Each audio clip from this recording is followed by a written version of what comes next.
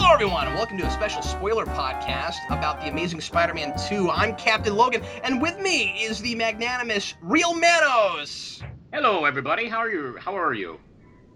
And finally, back again on the program, it's Spider-Dan. Hi, everybody. And then, of course, we have finally the amazing Steve Baxi. Shouldn't it be Beware the Steve Baxi since he's Spider-Man? Oh, hey, that's cool. Yeah, Beware the Steve Baxi. Okay, that's your new thing. Okay, wait. If we're doing that, then I want to be the real SpiderManos. The real Spider-Manos. Okay, yeah, no, that's good. That's cool. Look, if you guys want to be called certain things, you're gonna have to tell me before the show next time. That's all I'm saying. All right, we're gonna go ahead and just dive straight into it. We all saw The Amazing Spider-Man 2 over the weekend. Has anybody here seen it more than once? I've only been the one time. I've seen it twice now. Okay, cool. And Dan, you saw it once. I did see it once. I haven't gotten a chance to go back because I am poor, just like Peter Parker.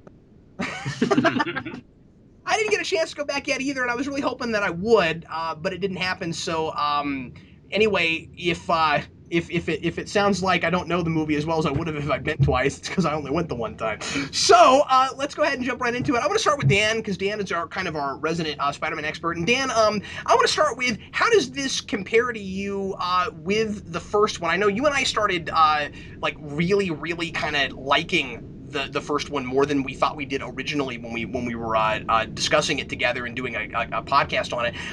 How did you feel this one compared to it? Yeah, I'm a big fan of the first movie. I know, it's a really controversial movie. Like, a lot of people don't like it in comparison to the Raimi movies, and I can see that, especially with 2. 2's a great movie. But if I were to stack this up against, all of them, I'd say 2 and the first movie, for me, are more solid movies, but it's definitely better than 3, maybe on the same level as the first Spider-Man movie for me. I don't know, this movie just barely, I think, kept together all the plot threads that it was trying to propel forward and everything. It didn't, lose me like Spider-Man 3 did. And it helped that they were all sort of connected with the whole lineage thing between the 2 families. That really helped to kind of, help me keep everything together. It wasn't all just separate story threads just coming together for a superhero villain team up at the end of the movie. And I know they did that, but it kind of worked a little bit better for me in that way. I don't know. I just felt like there were certain things that they could have spent more time on. All the relationship stuff between the characters I thought was done very well. I really liked the dynamic between Peter and Gwen. I've heard people say they thought it dragged on a little bit, but indecisiveness, teenage angst is kind of what Spider-Man comics were about in the era that it's sort of adapting. So I didn't really mind that. That was sort of par for the course with this kind of material, I suppose. I really liked Garfield, Stone, and especially Dane DeHaan, the newcomers' performances in this movie. I thought all of those 3 actors had a great chemistry with each other. So I liked that about it. The one thing I really kind of resisted about this movie was Electro as a whole. I thought he was kind of shallow. I thought the performance was fine, but he kind of gets sidelined for a good portion of the movie. So I was a little disappointed with that. But I don't know. It's a really long movie. A lot happens. I'm still kind of processing it myself, I have to say. Manos, you just saw it today, so you're probably processing even harder than Dan is. What was your immediate reaction walking out of the theater? I found myself really impressed by the fact that it was able to put a lot of these elements together in one story, because I know that was the panic of a lot of fans. There was a lot of really kind of a lot of nervousness about, there's too much in the film. Oh, there's too many villains, too many characters over and over again. But I think this handles it very well. I thought it was very seamless. And what Dan mentioned actually was the connections between Legacy and the family. I thought the opening with the parents with Richard and Mary, I thought was a really pretty thrilling sequence actually, and a little bit heartbreaking. Obviously knowing what happens to them, and the whole, there was talk about Mary Jane being cut from the film, but you know what? It probably was maybe a good idea, That might be a subject later on in this discussion, but I think this film didn't feel like it was dragging for a film that had a lot going on in it. And I would have to put that definitely on Mark Webb as far as pacing, and I know he co-wrote the script and story, so I thought he did an excellent job. And of course, its leads, Andrew Garfield and Emma Stone, I think are just fabulous and very comfortable in these roles. I think they're smarter written, frankly, in especially the relationship stuff than the Raimi series, which I love the Raimi series, but I do think the relationship stuff is far better done in this film series so far. And also Andrew, I mean, it's thrilling and fun to watch an actor in a role you know they're enjoying playing instead of picking a paycheck and they're feeling like they're stuck in the role. Garfield loves playing this part, and he really does feel like Spider-Man to me. So those are my immediate thoughts. Steve, you went twice. Was that just so that you knew the movie better for this, or did you really like it once and you were just itching to go back? Well, the first time I saw this, I was actually really confused, and I enjoyed it, but I wasn't sure if I'm allowed to say it was good in any way, sense of the word. So I had to go back just to confirm what my opinion was about it. Second time around, I had a lot of fun, and I still kind of hold to. Maybe it's not a very great film. It probably is like Dan's on par with the first one, or maybe a little bit close to the third one. Not because it's bad, but because it has all of the same issues I had with the third one, but to lesser degrees. Um, the relationship stuff the first time around, I thought it went in circles, but second time, no, it definitely worked better. The big thing that I latched onto about this was nothing script wise. It was the way it was directed. I thought the shots and the color scheme and the tone, the cinematography was all breathtakingly beautiful and probably the best color palette of any superhero film I've ever watched. Um, the issue I keep running into though is that every character and their arc seems either a little bit too spelled out or a little bit too generic. Like Electro has one character trait, and that's that he's crazy, but there's nothing else aside from the fact that he has this trait of being crazy. And I enjoyed Harry Osborn's performance a lot, but I felt like the plot rushed what his evolution was supposed to be so much so that I could barely see it. So I didn't think that script wise it was necessarily something I could justify liking, but I thought it was a lot of fun and I would definitely watch it again.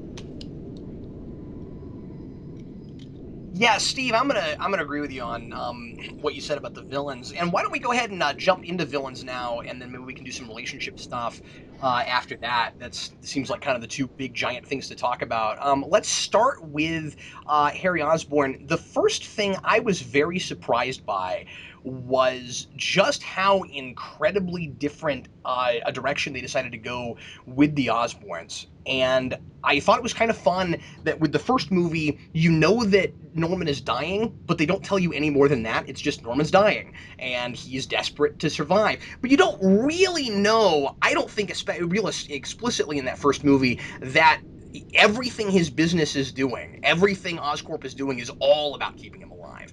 And when we get to this movie and we kind of figure out more of that, I feel like they do a pretty good job of making of like broadening that mystery and telling us more about what all is happening with that at the same time as they're doing that with Peter's parents. So not only do we get that kind of parallel of the lineages, but we're also learning more about both of those families all simultaneously. I got really excited when we found out that Norman Osborn got cast, and then we get to see him die, basically.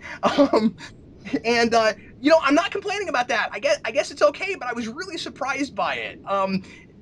Dan, do you feel the same way I do about this, where it's like they felt like they had to go in a super different direction and not show Norman the first movie just to be as different as they could from what came before? Um, Sort of. I mean, I think this movie series is pulling a ton, and this is something I mentioned when we were talking about seeing the trailers for this from the Spectacular Spider-Man animated series, and Oh yeah.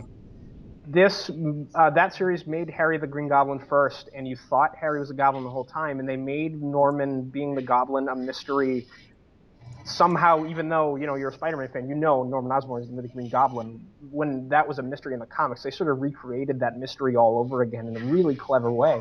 And I think they're doing that, or at least attempting to, in this series too. I'm not fully convinced that Norman Osborn's dead here. I don't think you cast an actor that big.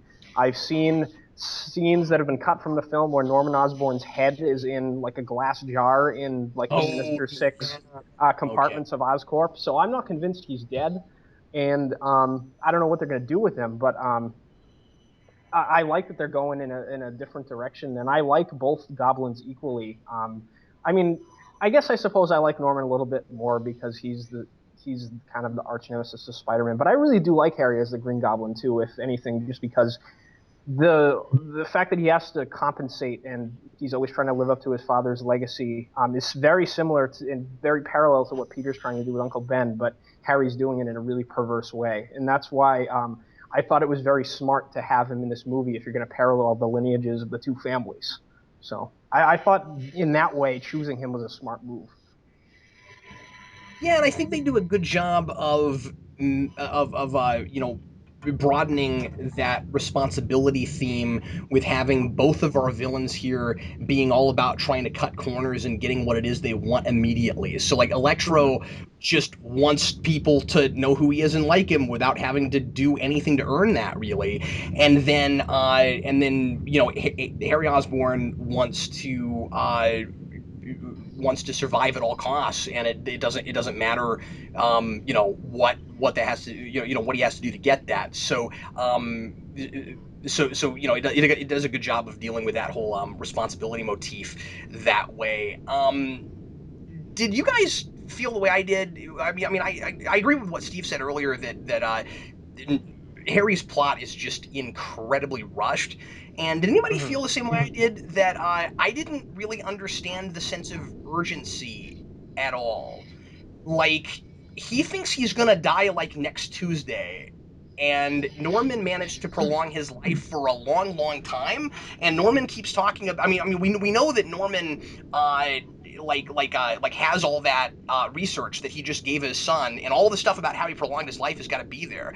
So up until the point where he gets kicked out, I don't really know why he's quite as desperate as he is.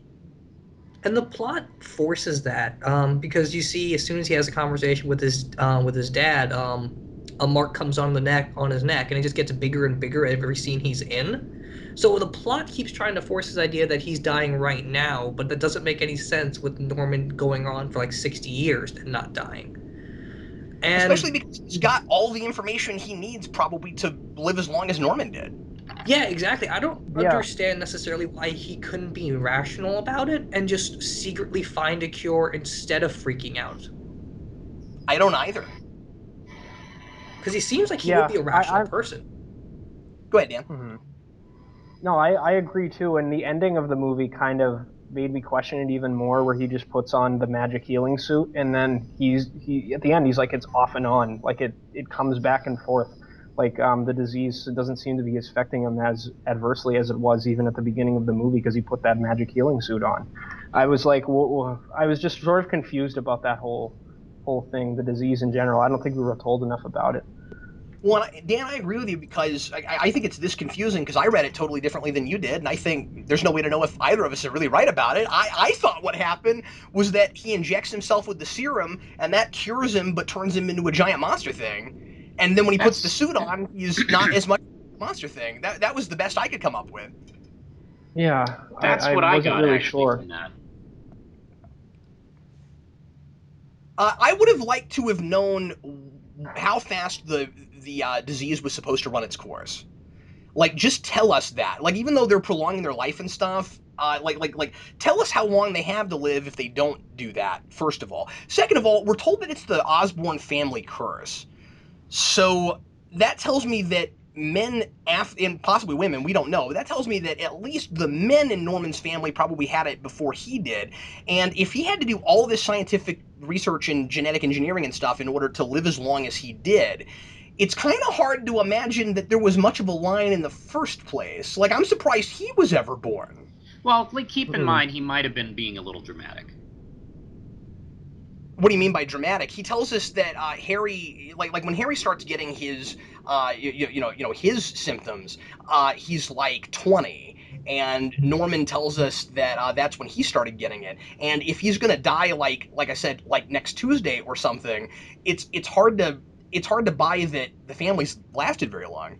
Well, that's what I'm saying. I'm saying that maybe it's not in every male or even female in the family. Maybe just happening to him and his son is enough for him to, say that. For him to say family curse, well, you're Yeah, right. family curse. Yeah, Like, you're right. because Osborn is such an egotist. Think Yeah, about that. we're not told that. Although, I mean, like I don't know how he's an egotist in that he's cool with breaking every possible code of ethics and conduct to try to keep himself alive, but that strikes me as desperate before it's egotistical. I don't feel like we spend enough time with him to really know much about his personality or what he's like. That's true. I suppose the movie is kind of depending on us just knowing what kind of person Osborn is in general, which maybe harkens back to one of the handicaps this film has is the fact that it came out so soon, after the previous series. So that unfortunately does color a lot of what we see in this film series, for good Yeah. or bad. Yeah, great. Yeah, that's a really good point. I mean, I feel like Norman. I feel like Harry in this is kind of, or no, I'm sorry. I was going to talk about Norman. What am I talking about? I think Norman in this is kind of a bigger, more extreme version of what the Lizard was in the first movie, where like it's all about desperation, and so he's desperate to fix his arm, and he becomes more desperate because that's taken away from him. And so then here we find out more about the history, and we know that Norman is that way over just trying to stay alive. So it seems like the theme there is just simply in desperation, and that's where the whole theme in Gwen's speech comes in, of it being more important how you live your life rather than how long you live your life. So it's all about mortality, which some people are complaining was too spelled out. I tend to agree with that, but it's there. Mm-hmm. Mhm. Oh, I want to agree with Dan's point. Norman isn't dead. I don't believe he's No, dead. you guys are absolutely I mean, he's right. faked his death before. I forgot all about the head in the jar thing, and Norman Osborn is kind of too important of a character to just kill off like that, probably. Yeah. Oh yeah. And I think we've already confirmed that he's probably going to be in the Secret Six movie, or not Secret Six, the Sinister Six movie. Yeah, that's a very Because good who's he point gonna? We're that I assigned on multiple films. What is he, Bane?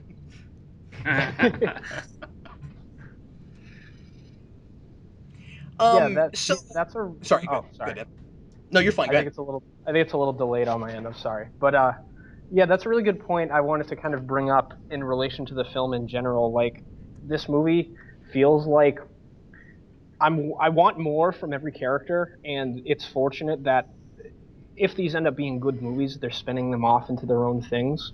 But I feel like the biggest problem this movie had was trying to set up the Spider-Man universe. Like this was the movie that was trying to do it, and I don't know. I felt like besides with Gwen and Peter, like every character I need to be fleshed out in another facet in some way to know if I really like them or not. Like I thought Dane DeHaan's performance as Harry was really charismatic. I liked the way he played the character a lot.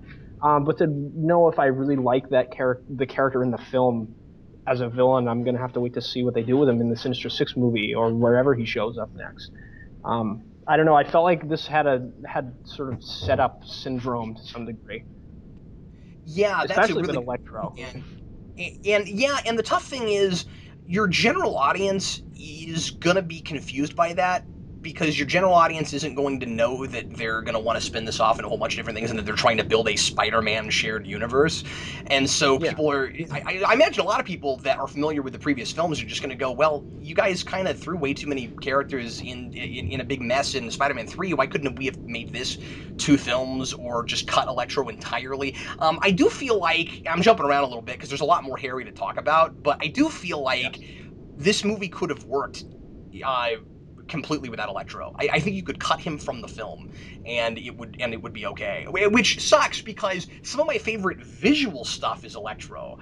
But like, I think that there's a tiny little rewrite you make, and because really, Electro is mostly just there to kind of enhance a couple things, a couple major things thematically, maybe just one major thing thematically, and then he's there to be a plot device to get Harry Osborn back into Oscorp. You could have gotten him back in there in lots of other different ways, right? Like, did the movie really need him? Right. I mean, I would have loved And did the plot scenes really need to similar kick to what Harry they've out in the done. first place? Sorry, this delay is infuriating. What did you say, Steve? And then we'll jump back to Dan. Go ahead.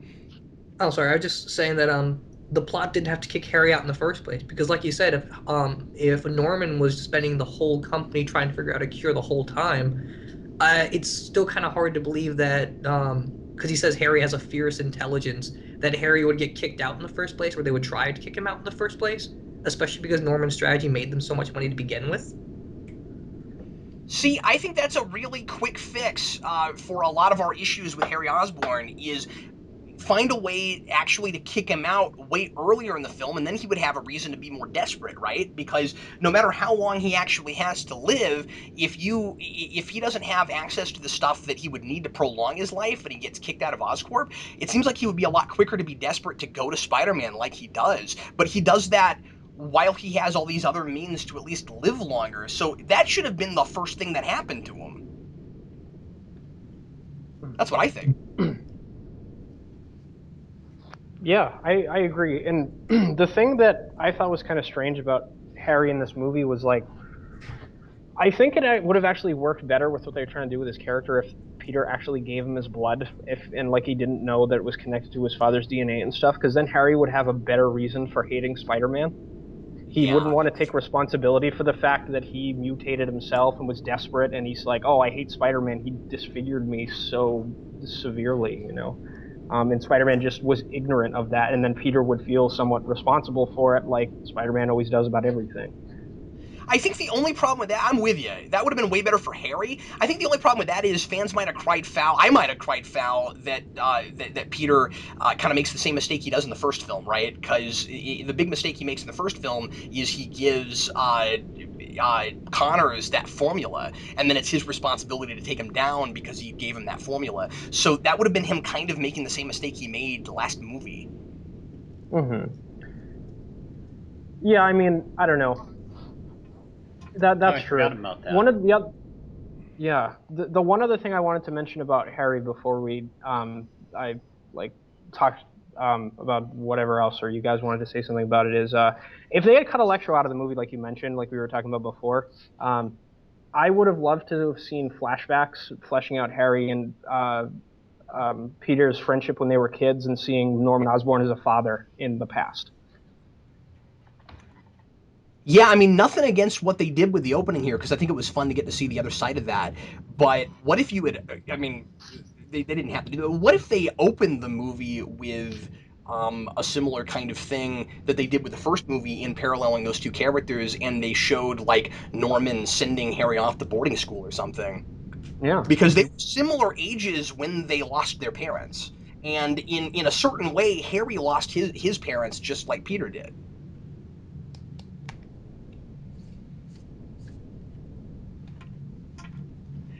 So with Harry at the end, my big and this goes back to something Dan was talking about a minute ago. My biggest complaint really about the whole movie is you get to the end of the film and Harry has no reason to hate Spider-Man the way he does.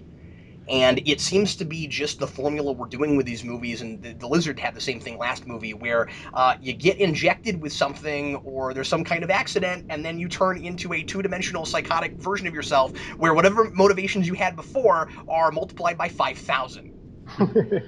And so the only reason Harry wants to kill Spider-Man at that point is because that's what he wanted to do earlier, and apparently there's like I wonder if it's genetic because of the way the spider blood works in this, since it only works on Peter.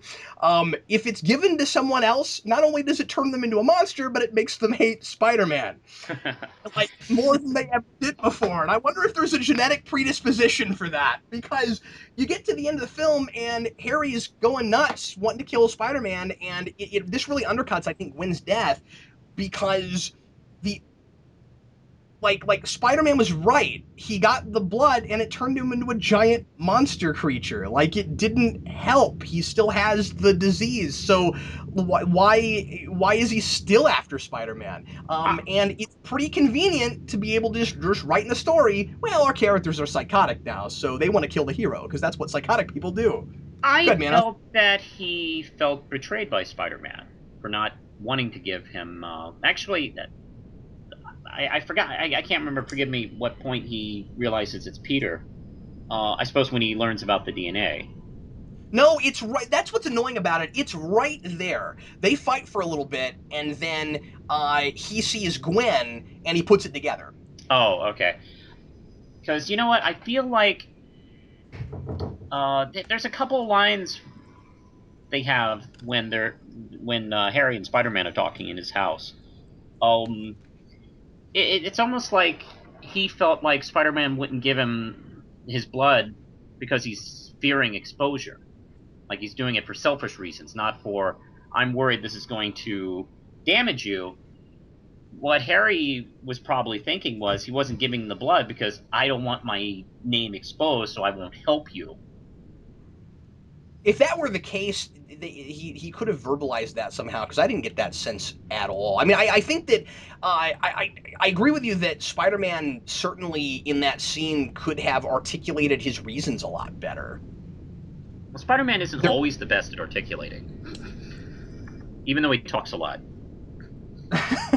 Yeah, I suppose, but it strikes me Let's as... face it, Peter Parker is one of those guys who talks a lot, but doesn't always get to the point. Yeah, but I don't really see that as much in these. I mean, like, I don't know. I think you know, from a script writing standpoint, it's more of a matter of we really need this guy to have some reason to hate Spider-Man, and so here's the excuse. Do It you works. guys feel that? Apart real fast. Sorry, go Go ahead. ahead. No, go ahead, Steve. I was just saying, do you guys feel that with the stuff that they cut, there was a better reason for Harry to hate Spider-Man? Because we have that scene where Peter throws the rock and he says nice arm, but then there's also a scene that was cut that was in the trailers where Harry figures out that Oscorp had him under surveillance, that his dad was working with the spiders and all that stuff. So wouldn't it have made a lot more sense if Harry figured out Peter was Spider-Man and then came to him with the blood?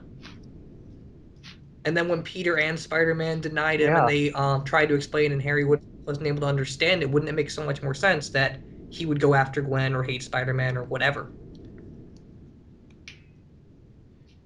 Yeah, I mean, he could, or they could have. I think so. Like, they could have just played it like, well, you, at first I was mad at you because you wouldn't give me the blood. Now I'm mad at you for not telling me you were Spider-Man in the first place and where it all came from. And like maybe it could have been more of the sins of the father thing that we've had since the first movie of, well, I don't have your parents around to kill for the fact that I just turned into a giant monster creature, so I'm gonna kill you. And I think I don't know that's if what that was supposed to happen because there's scenes with Uncle Ben and Norman and Harry figuring things out that were all cut. Oh, really? Okay. Well, you can kind of tell that there's a little bit of choppiness going on. I do think that, to you guys' points earlier about pacing, I think Webb did a really good job of masking all of that just within the pacing of the film. Like I kind of thought that the script just wasn't sharp enough. It didn't really occur to me that anything was missing. And the same thing happened. Remember, Dan, with the first movie, where like I didn't really think anything was missing, and then I saw deleted scenes and was like, oh, well, that some of these would have made the film a lot better, but it didn't occur to me that anything was missing. Like the editing is really good. Yeah, definitely. There's a lot of cutscenes with the lizard from the first movie, and I feel like the same thing happened here. Like the villains kind of get gutted out of these movies, and I don't know. Like, see, this movie's already like the longest Marvel movie to date, I think. So I don't know what you could have done other than cut Electro out of the movie, as we've already proposed. But they kind of marketed it on him. So if you just like set him up for the Sinister Six movie and didn't have him be, somewhat of a presence in the movie, people would have been disappointed. But I don't know. Um, it's a tough situation to be in. I don't know, Dan, if they had just dealt with the whole outsider motif in other ways besides just with him, I think I would have liked his presence more, but I just didn't feel like what was being done with thematically with Electro, just beyond the very generic, uh, just beyond some really generic stuff. I didn't feel like it really fit that well in the film. Like Mhm. what am I really missing here? You know, like all this stuff about like popularity and being wanted and all of that. I don't feel like there's anything else in the movie about that stuff. There's a little bit of it just in a really superficial way with Harry Osborn, I guess, in when he's like, I know what it means to be thrown away, but I feel like that's kind of a throwaway thing. Well, I mean, you do have the whole thing of Peter Parker feeling like he got abandoned by his parents in the same way that Harry did. So there's a parallel between all of them there, but it's just kind of they don't really talk about it all that much, I guess, They because don't. Yeah, it's Spider-Man not and brought. Spider-Man and Electro have zero relationship other than I like Spider-Man. Spider-Man doesn't like me. Now I hate Spider-Man. Yeah, they could have brought that to the forefront. They could have had Spider-Man have like a speech to him or something about how, he knows what it's like to be him. And that could have been cool. But I don't think we really get that. I mean, like it's I don't know, it's almost there. Like you can tell that that Spider-Man in that scene where he finally meets him as Electro and he's trying to, appeal to him and make him stop destroying Times Square. Um, you, which we should talk about because it's sort of funny. When he's having that speech, there's a little bit of recognition of this guy's an outcast. I kind of understand it, but I don't know. I feel like there could have been maybe a speech about it. But man, with Times Square, how do you destroy all of Times Square and it's never mentioned again in the film? Like, I think that's really funny. That It is all very true. comes down. It's the most apocalyptic looking thing ever, and then we just forget all about it. Oh yeah, I remember when he started really starting to blast the area. I remember thinking, "Wow, this is escalating pretty quickly." Uh, from just simply him sucking juice in the middle of the streets. Like, wow, this has gotten bigger and bigger as it's moved on. And I would safely say it's the the big action set piece of the middle of the film. So it's for pacing purposes, a big sequence isn't needed like that. I liked the way Spider-Man tried to appeal to him in the beginning. He didn't try to attack him; he tried to talk to him, which I liked a lot, actually. Where it just got worse and worse, and there was just no talking to him. Going through such a horrific, accident and transformation, waking up, in the morgue like that. Um, I I remember watching that. I was thinking of all things a quote from Master Shake from Aqua Teen Hunger Force. When Master Shake said in episode, "If I woke up and looked like that, I would run to the nearest living thing and kill it." So he's kind of not in his right mind at that point. Well, I think it's important to note too, and I think this is the only way that you can get away with the sort of characterization they did with that character. He was quite mentally unstable before that happened, Exactly, and exactly. He that's was something lonely. that. He was a very lonely, sad person. But he was also creepy lonely. Like Yes, like yes.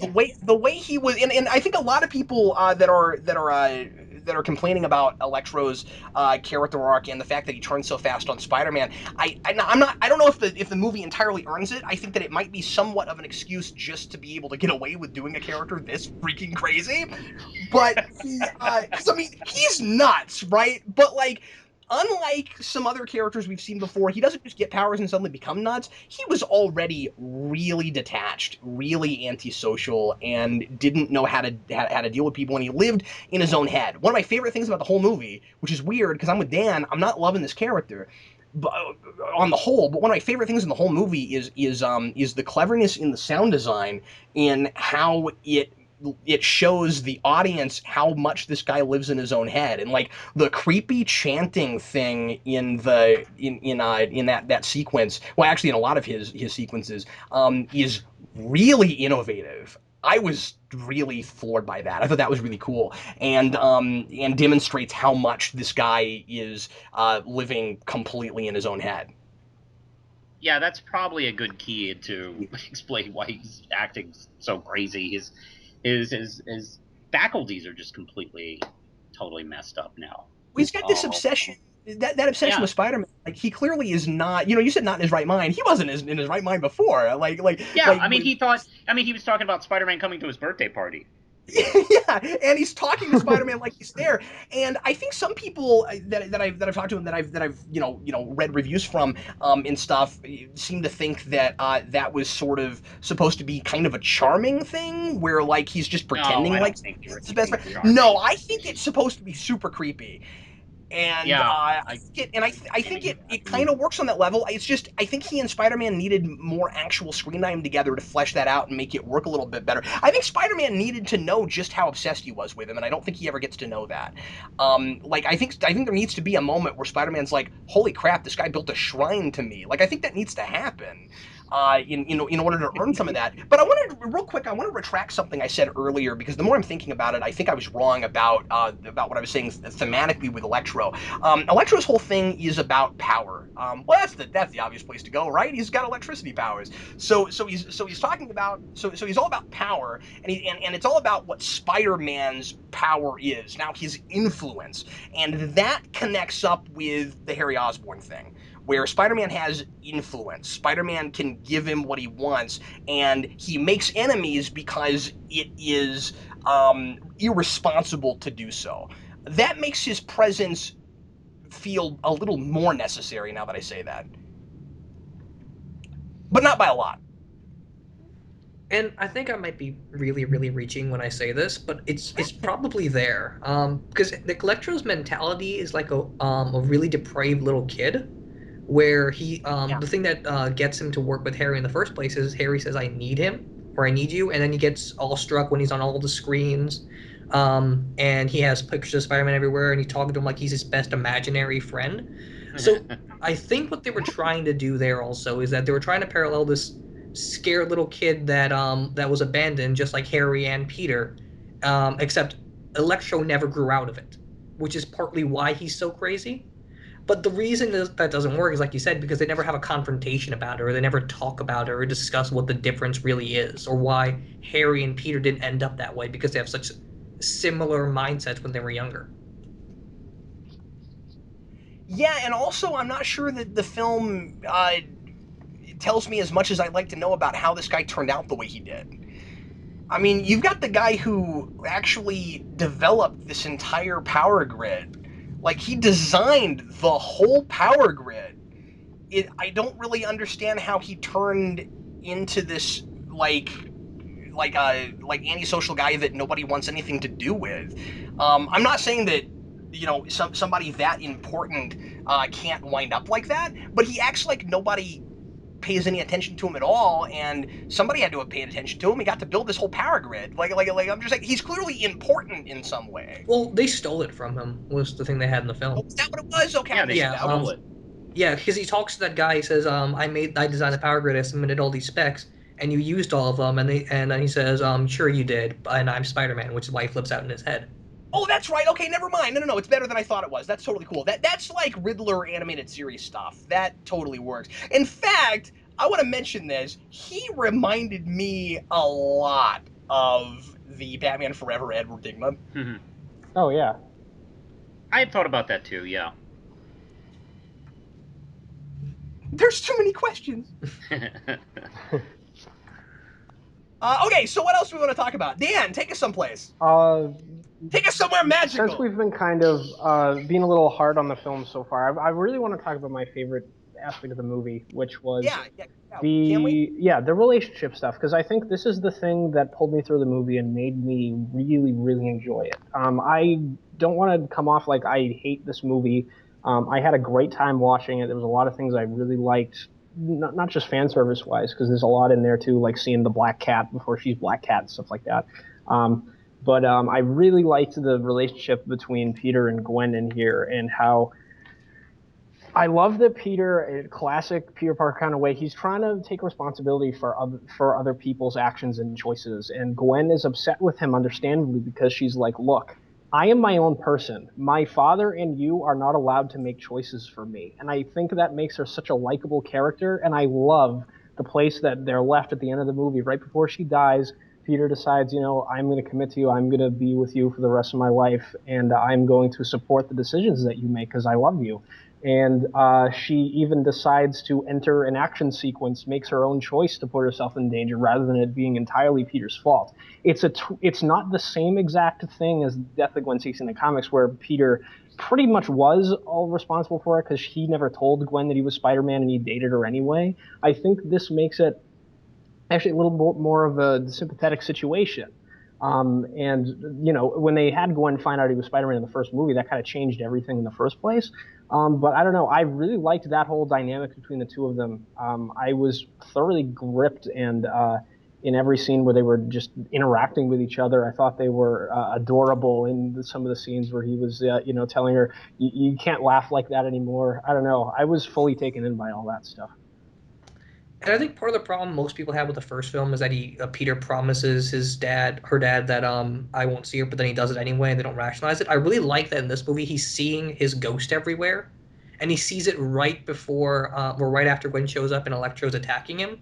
So he Mhm. still has that responsibility on his shoulders, but he still has that commitment to Gwen, and he never fully overcomes that promise that he made to Captain Stacy.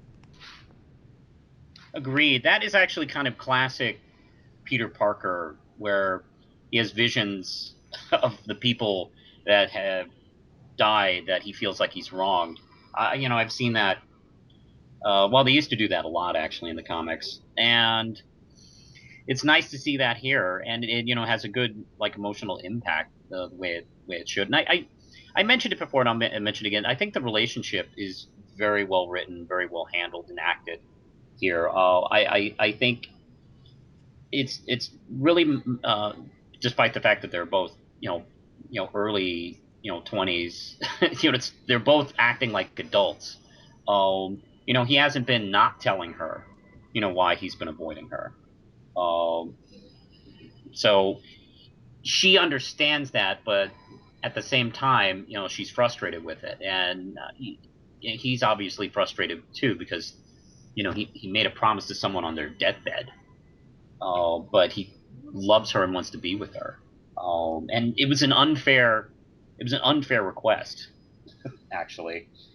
Even with all Captain Stacy went through with him, to put that on him.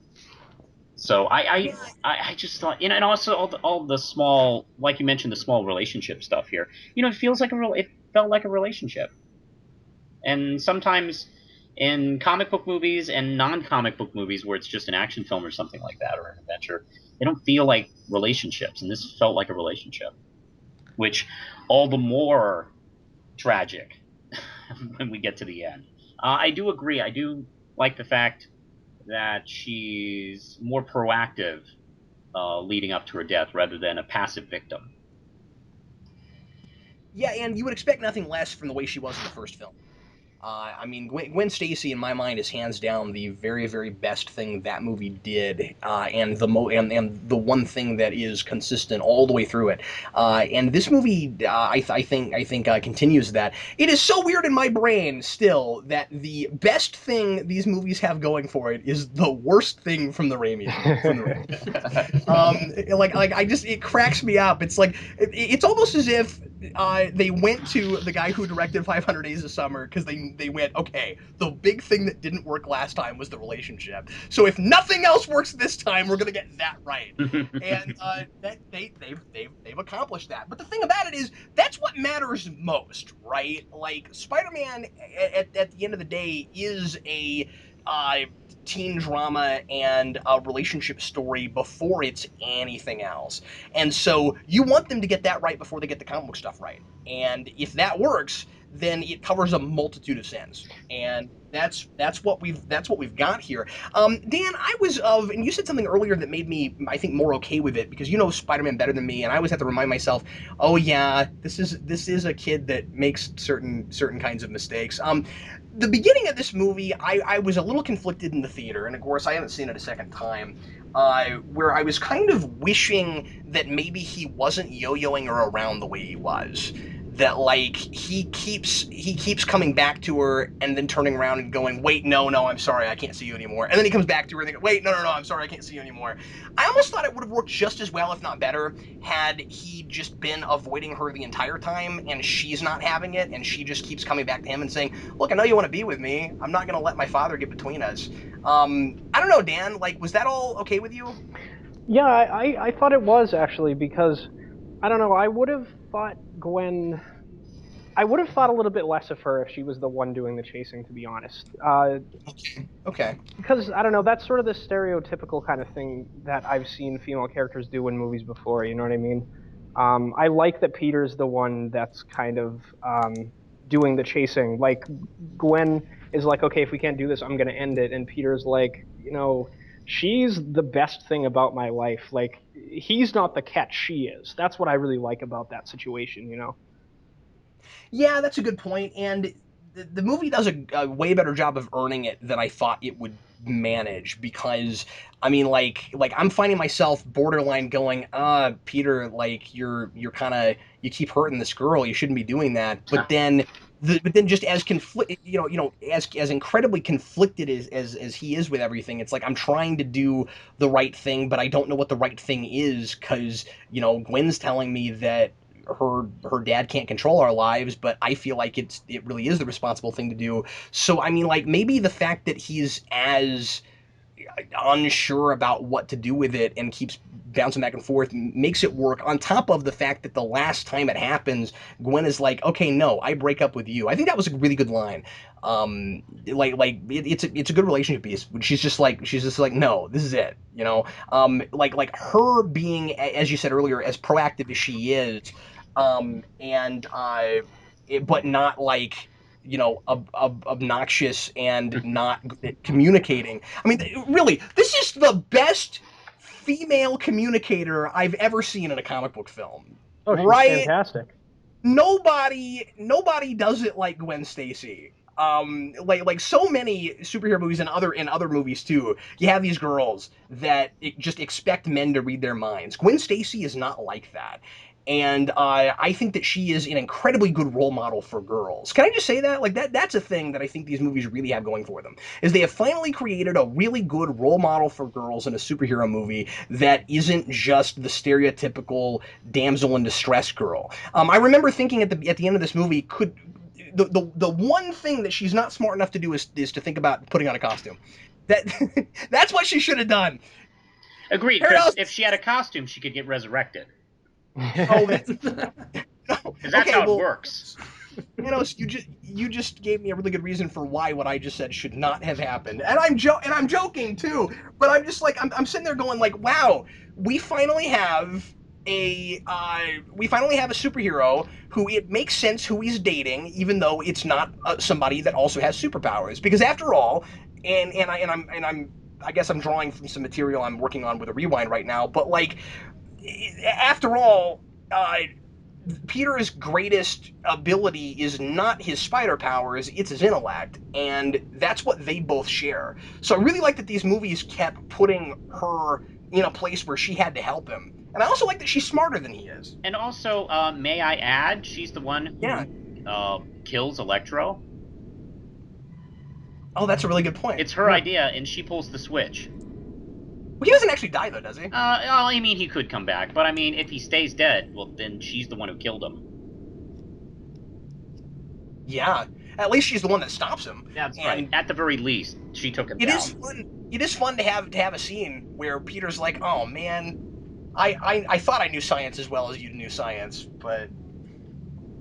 Yeah, and I just want to say something quickly about that Electro scene you were talking about. I don't think he's dead, because keep in mind, if he has any sort of power source, he can draw power from it, and you see the battery in the little thing in his head completely drain, and then they cut to something else. So Yeah. I think he drained the power of the battery, and he's off somewhere in the grid. That's possible. I was trying to figure out. I've been thinking about that too. I've been trying to interpret the battery draining. Like, does that mean he is dead, or does that mean he's not dead? Because I was thinking, Is it like that? if we had seen Is it it like still lit, that maybe that meant he was still alive. But you're like right. It that actually creepy could mean the Doctor? opposite. Is it like that creepy Doctor Who episode where like people's minds like residually in a battery and then they just keep repeating the last thing they said like over and over I again? was It'd be also really thinking about that. with Electro.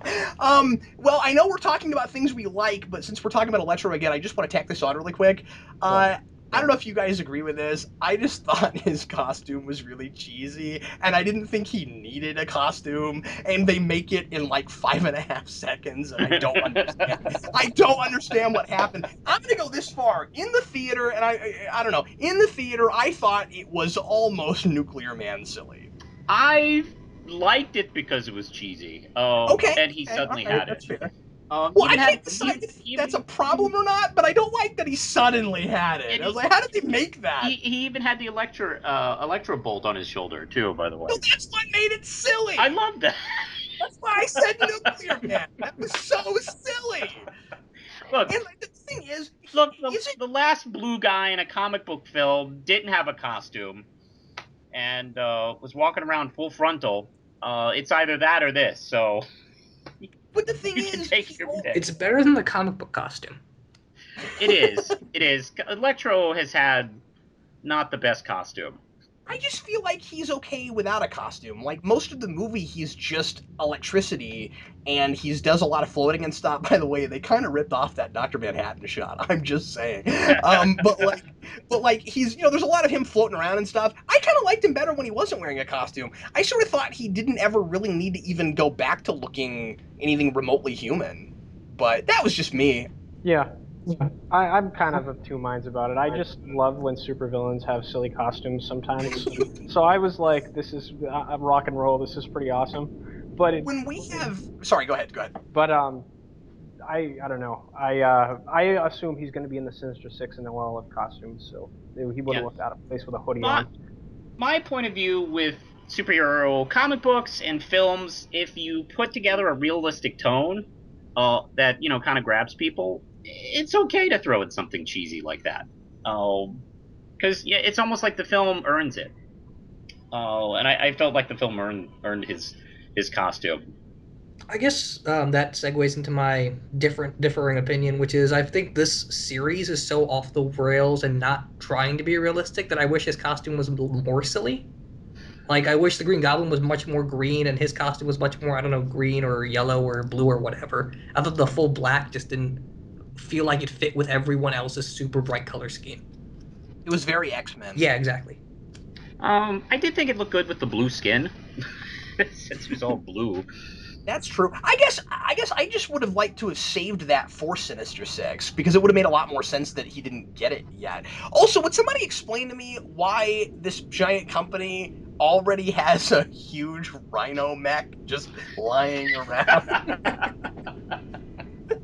Like, really, it's like the Sinister Six was this huge plan for a long time, and I want to know what it's about because I thought that everything that was going on there was about prolonging Norman Osborn's life. Are you telling me there was somebody going, you know how we can keep him alive longer? Giant rhino mech. And then for that matter, the vulture wings also. and Yeah. and Doctor Octopus's arms.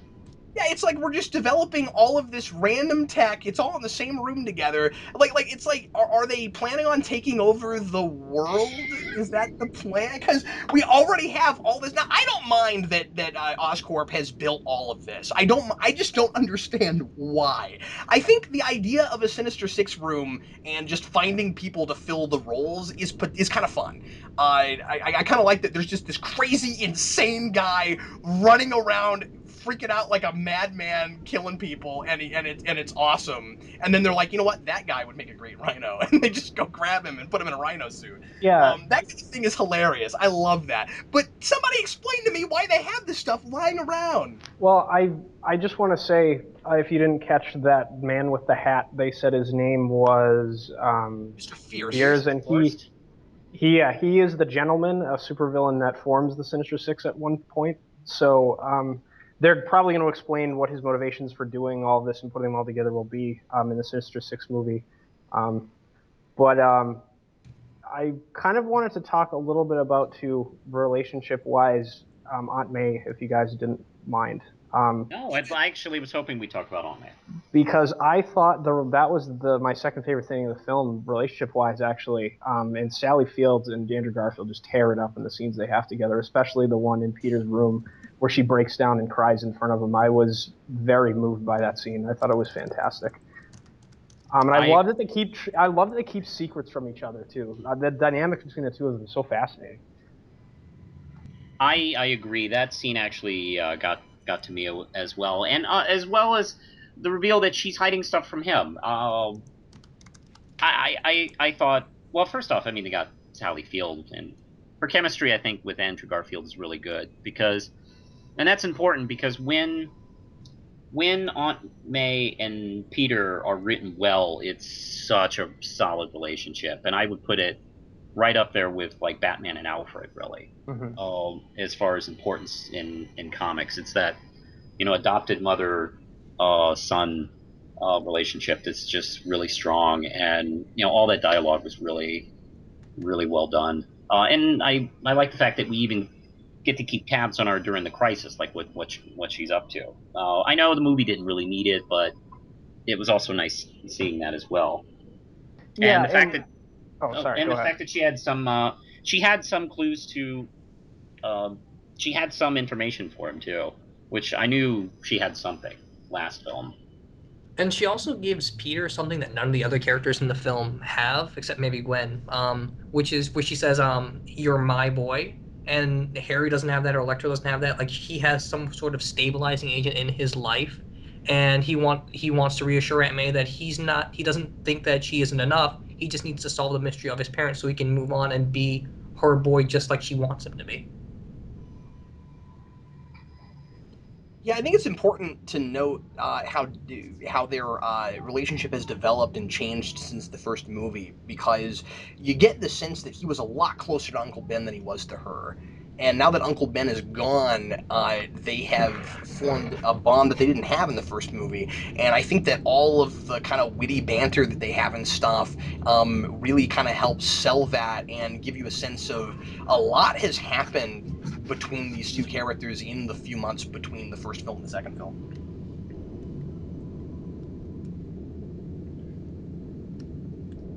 Yeah, I agree. I didn't want to cut anyone off. I'm sorry. Okay, well we are up on about an hour here. What else do we need to bring up that we haven't talked about yet? Let's see. The little kid. Oh yeah. That was my single favorite moment in the entire film. That was a wonderful moment, and that's one of the things Marvel does really well, especially right now. That DC is kind of forgetting. it's the is kind of this idea that these characters are us, and these characters are that connection to kids, and that scene I thought was great, actually. I mean, I remember, I mean, God, I mean, who wouldn't want Spider-Man backing you up as a kid? And then what a lot of people would used to say is that DC characters used to behave like the reader's parent, and Marvel characters used to behave like the reader.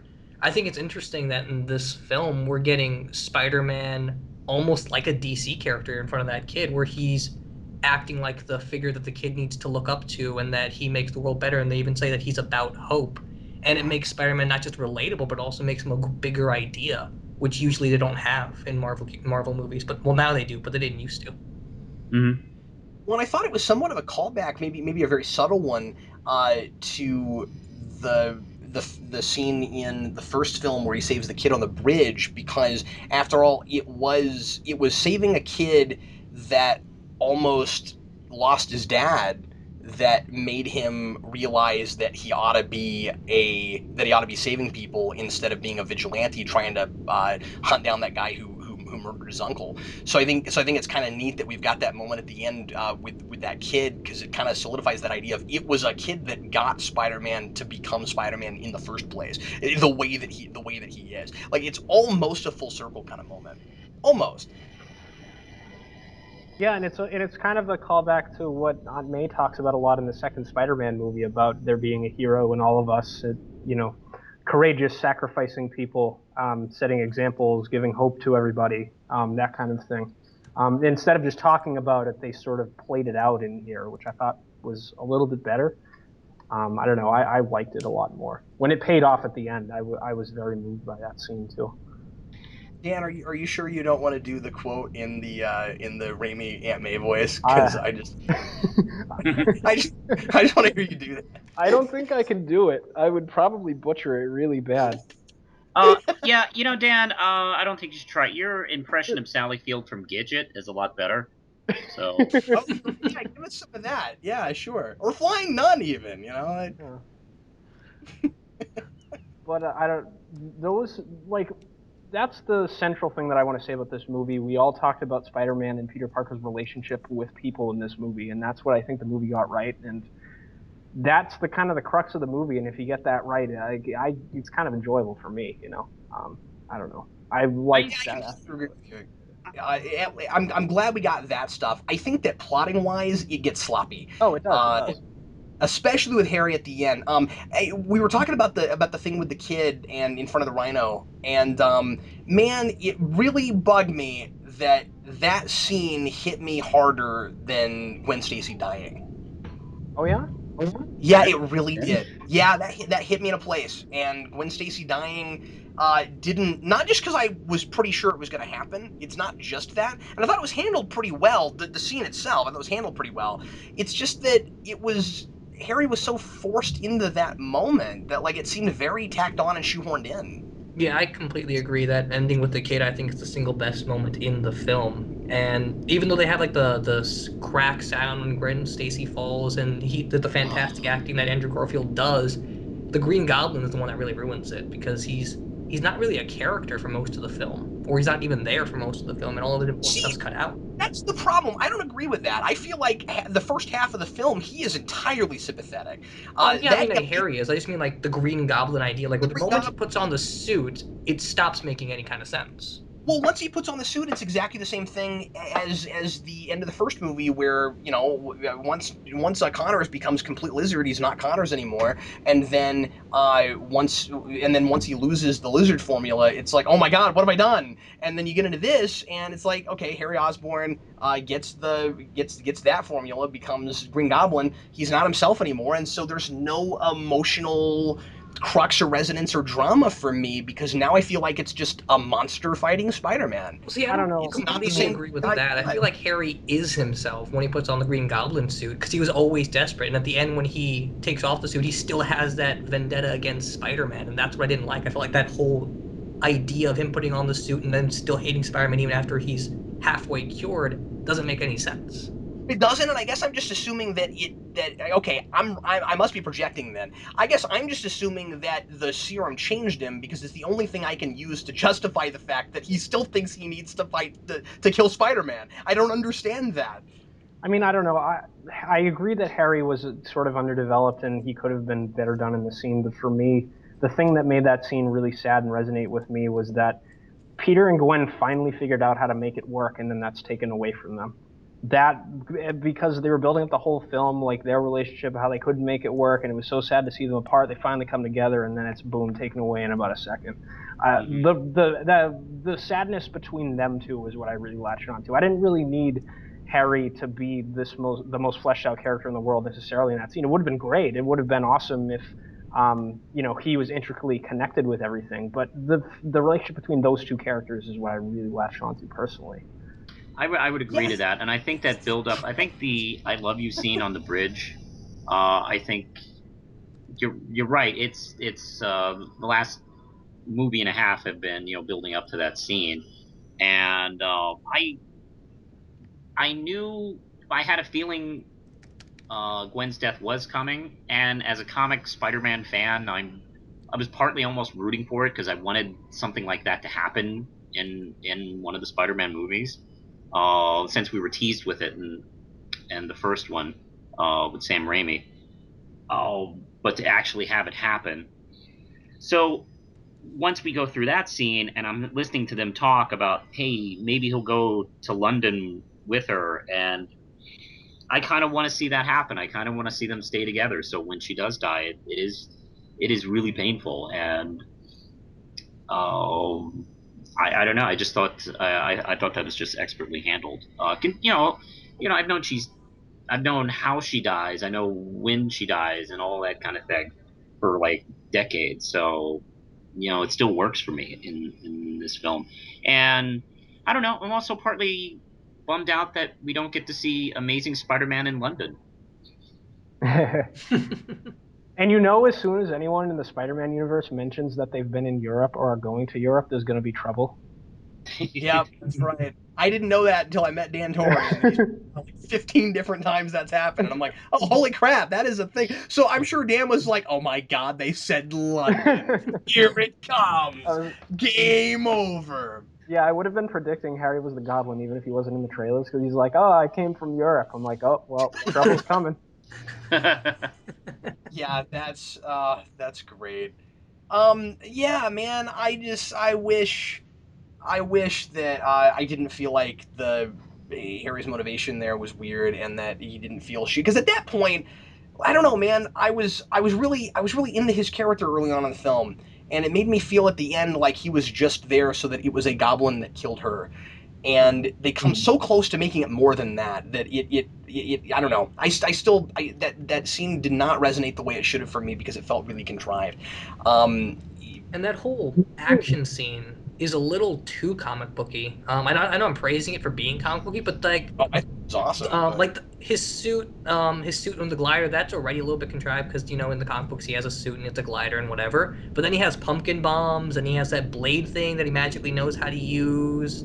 Well, And like, magically knows how to use the glider, dude. yeah, and that too, like that At least, whole scenario. Like, when did he have time to practice? Because I know there's a deleted scene where he's supposed to destroy Oscorp, and that would have made a little bit more sense. But he just shows up out of nowhere and is dropping pumpkin bombs, and it's weird. at least Norman Osborn in the first movie developed the thing. Yeah. Like, you could buy him flying it. He helped develop it, I think. But with this movie, it's like, I mean, I have to assume that it's still a neural interface, but maybe it works for anybody. Maybe it's like you put it on and you're just like, fly. Holy crap, it's flying. Yeah. I have to Maybe wonder if that's how it's it built works. for Harry because of how perfectly it fits him. Well, yeah, but that's silly comic movie stuff that's always going to be a thing, right? Yeah, that But might be pretty silly on Norman's part. if he just built it, he's like my whole plan all along. Whenever I finally figured out how to live forever, was going to be to rule the world with this thing that I pre-named the Sinister Six, and I'm gonna go around and find the perfect person to put in a giant rhino mech, and I'm gonna force my son to be the Green Goblin. Still a better father than Joe Jackson.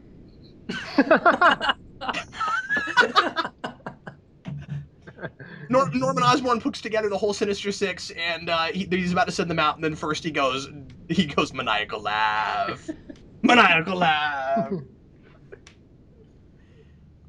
Yeah, I think I'm liking the film more talking to you guys about it. Yay! I'm looking forward to seeing it again. Well, like I said, the relationship stuff was great. Part of it too is I've been really down on Orci and Kurtzman lately, and they wrote this movie, and I could see their handprint on a lot of it. And there's some dialogue, there's some jokes and things that I think don't really play. There's a lot of it does, and then there's stuff where we're late now, so I'm not going to go into do any examples. But there's places where I'm just like, no, that was a little lame. I'm sorry, but you can't wear a Spider-Man mask and whistle. Well, at least we didn't have Aunt May smoking a bong or something. That would have been awful. Yeah, no, really good point. Dan, the thing I was most impressed with well, two things with Orci and Kurtzman writing this is that, number one, I felt like there was nothing in this movie that that parents wouldn't be like, oh man, I wouldn't want my kids to hear a joke about that, like with Transformers 2. There's no Aunt May masturbation humor. Oh, That's God. good. Yay, God. that's not in the movie. Good. But the other thing is, I'm really glad that Gwen Stacy didn't get brought back to life via magic triple blood. Yeah. That would have been awful. So That would have been one of the worst things ever. I would have not liked the movie at all if that happened. I would have Did you? been.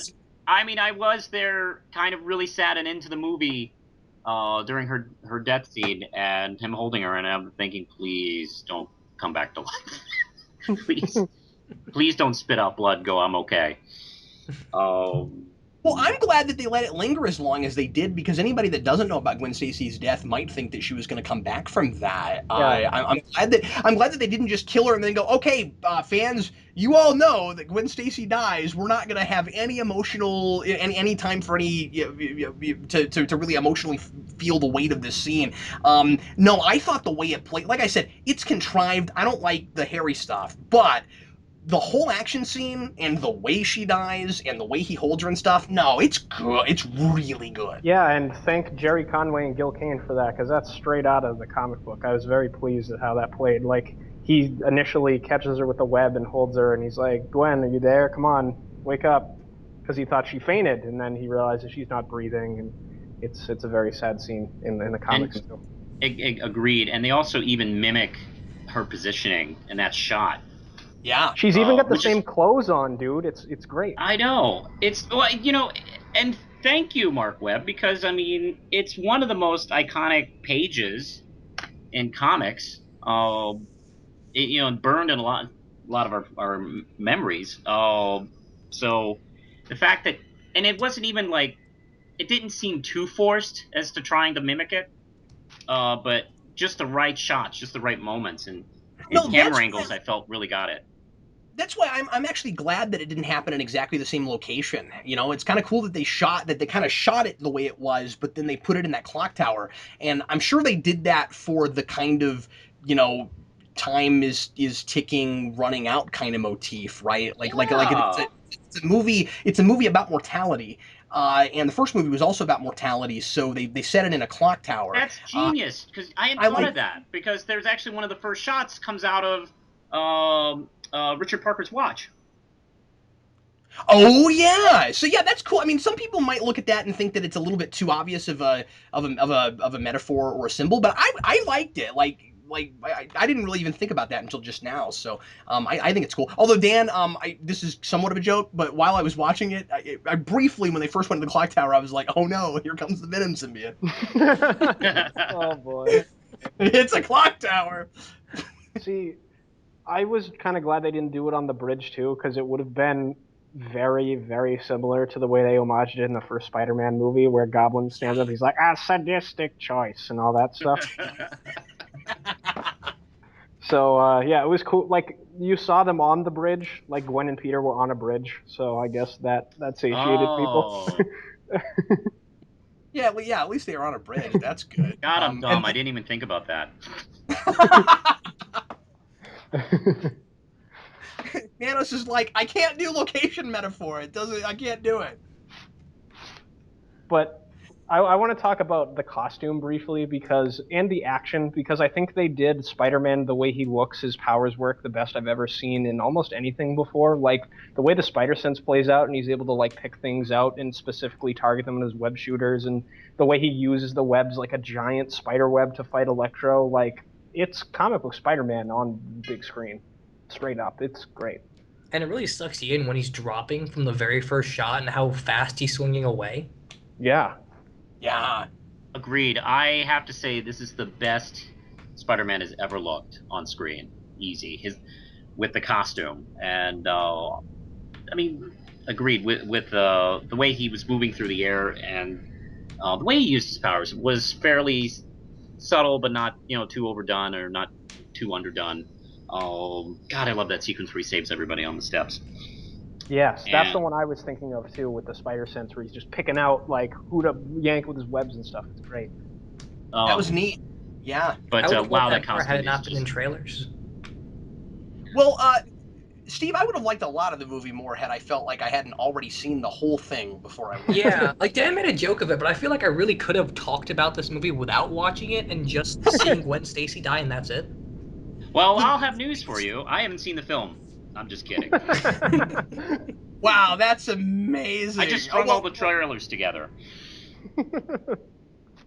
Man, it's like the only two things I didn't see in the trailers were that it was in a clock tower and the bridge. The Remember very that last scene? shot Only of the things film was in the not in the. trailers.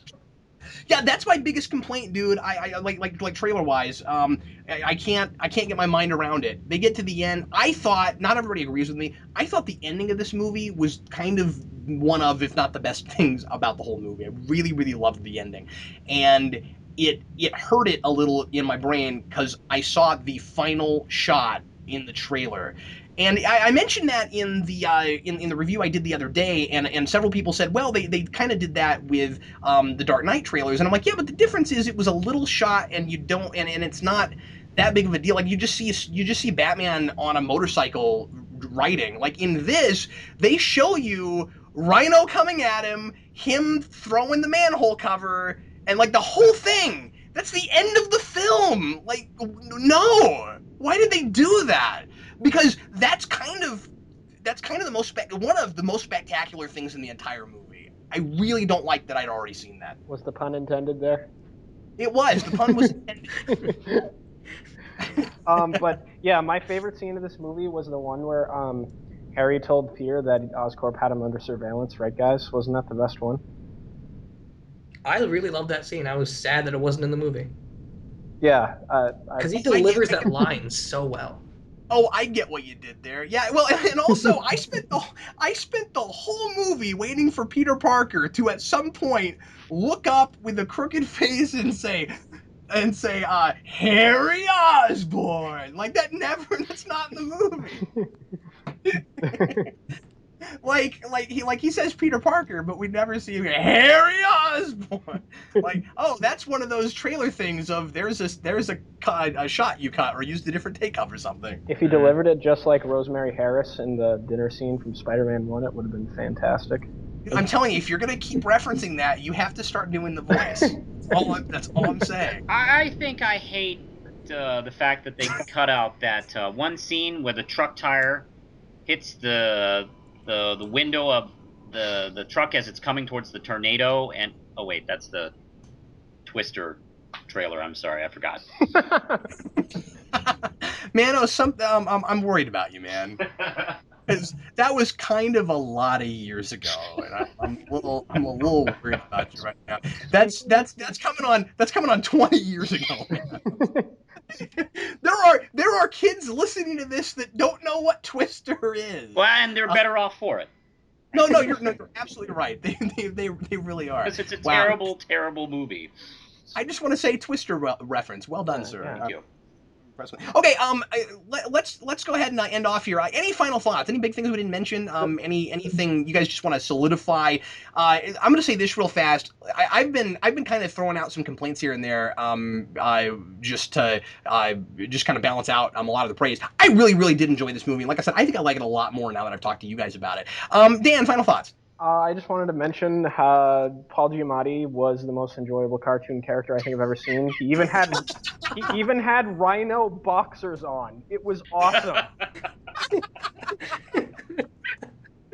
Yeah, he was hilarious. You could tell the little that he was in that movie, he was having a ball. It was fantastic. Like when he yells his own name when he's driving at things, it's so great. Well, and also we should. Sorry, I just thought of this. We would be remiss if we didn't mention that that's kind of a thing that some of us have been waiting for in Spider-Man movies, right? Is just Spider-Man fighting a random person that doesn't have anything to do with the A story yet. I mean, yeah, they go back to him at the end, but like, the very beginning of the movie, we get this huge giant fight that at first is kind of inconsequential to the rest of the story. Yeah. Exactly, and they chose the right character, because Rhino is that character in Spider-Man. You need somebody to show up this month for Spider-Man to beat the crap out of. You get Rhino. He's one of those characters. Dude, back when I was complaining that the Raimi movies never did it, Rhino was always the character I went back to. I would always say, just use Rhino or something. Like, that's what I always said. And we finally got that. Rhino or the Shocker. Those are the two that get beat up pretty often. Yeah. Okay. Dan, did you have any, actual final thoughts, or was that just the last thing you wanted to say? I don't know. Rhino Boxers, yeah! I think I'm gonna come down on saying that this is a movie that I think is worth seeing in the theaters, if only for The relationship stuff and the fantastic action. The movie's definitely overplotted and it's got its flaws. It's not a perfect movie, but I think it's an enjoyable ride, and I think it definitely does have some characterization to latch onto. I don't think it's vapid in that department. So I think if you're a Spider-Man fan, you'll probably enjoy watching it. If you're gonna look at every aspect of the film, you're not gonna. It's not like a masterpiece like Spider-Man 2 was for a lot of people, and I think it's a very good movie too. But you know, go see it. I would recommend it. I thoroughly enjoyed myself. Steve, what are your final thoughts?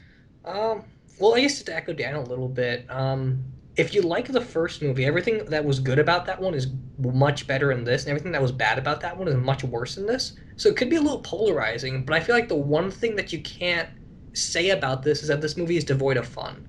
Because it Yeah. really is exciting. It's really great to look at. I feel like I could watch it on mute just to watch the fantastic colors pop and Spider-Man move around. It just looks great.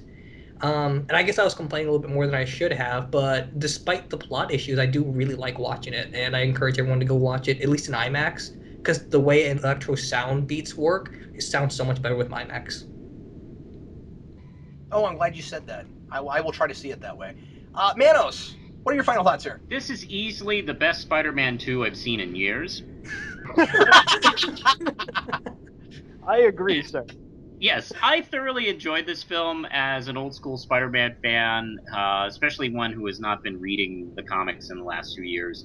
Wow, I mean, this is so good to see. It's nice to be watching Spider-Man and going, "Hey, I love Spider-Man," and that's okay. And this film gets it does have some problems, particularly with the story, which may have something to do with the way it was cut and what was cut out and what was left in. Yeah, it is true that Electro's story doesn't totally thematically make sense with Osborn's story. But with that said, what it gets right, it gets 100% right. The look, the action.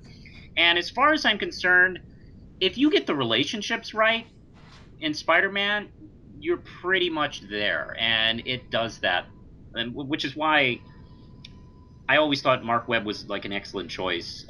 Besides the fact that his name is Webb, that he is a really good relationship guy, and the relationships between you know Peter and Gwen, and Peter and May, and to some extent Peter and Harry. Yeah, it all works. That all that stuff works very well, and I really loved it. I think if you're listening to me now, wow, I think we just blew the whole movie for you. But if you haven't seen it, please see it. It's really good.